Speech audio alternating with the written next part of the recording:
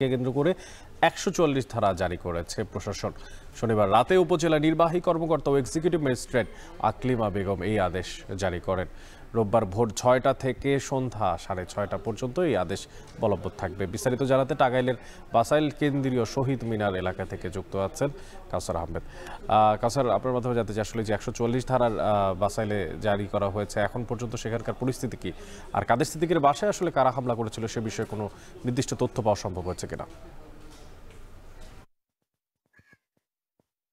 জি, আমি যেখানে আছি এখানে কিন্তু ১৪৪ ধারা চলমান রয়েছে। এখানে আমার ডান পাশে পুলিশ বাহিনীর সদস্যরা দায়িত্ব পালন করছে। এছাড়াও আমি লক্ষ্য করেছি যে কিছুক্ষণ পর, পর সেনাবাহিনীর সদস্য যারা রয়েছেন এবং তাদের টহল টিম গাড়িসহ বিভিন্ন যানবাহন নিয়ে তারা টহল দিচ্ছেন। আর এছাড়াও আমি লক্ষ্য করেছি যে সকাল থেকে এখানে বিভিন্ন গোয়েন্দা ইউনিটের সদস্য যারা রয়েছেন তারাও দায়িত্ব পালন করছেন। তবে এইখানে যারা আবেদন করেছিল গত ১ তারিখ কাদেরিয়া বাহিনীর যারা সদস্য ছিল তারা আবেদন করেছিল এখানে মুক্তিযোদ্ধা সমাবেশ করার জন্য। পরবর্তীতে গেল ৬ সেপ্টেম্বর এখানে এক যুবক জুলাই যোদ্ধা রনি নামে সে এখানে আবেদন করছিল। পরে এই ২ গ্রুপই গতকাল মাইকিং করে পরবর্তীতে রাতে উপজেলা প্রশাসনের পক্ষ থেকে এখানে ১৪৪ ধারা জারি করা হয়েছে। তবে এখন পর্যন্ত কোনো অপ্রীতিকর ঘটনা ঘটেনি।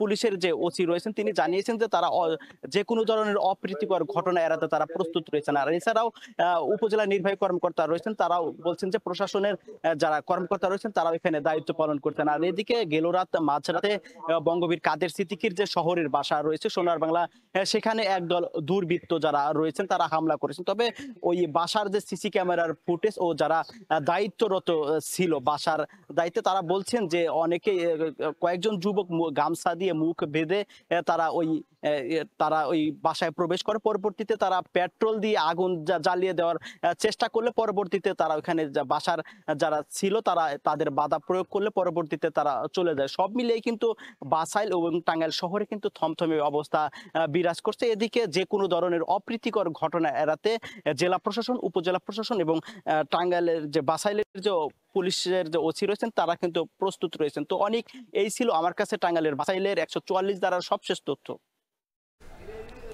টাঙ্গাইলে একই এলাকায় দুই পক্ষের সমাবেশকে কেন্দ্র করে ১৪৪ ধারা জারি আছে সেখানে, সে বিষয়ে সবশেষ খোঁজখবর রাখছিলেন সহকর্মী কাউসার।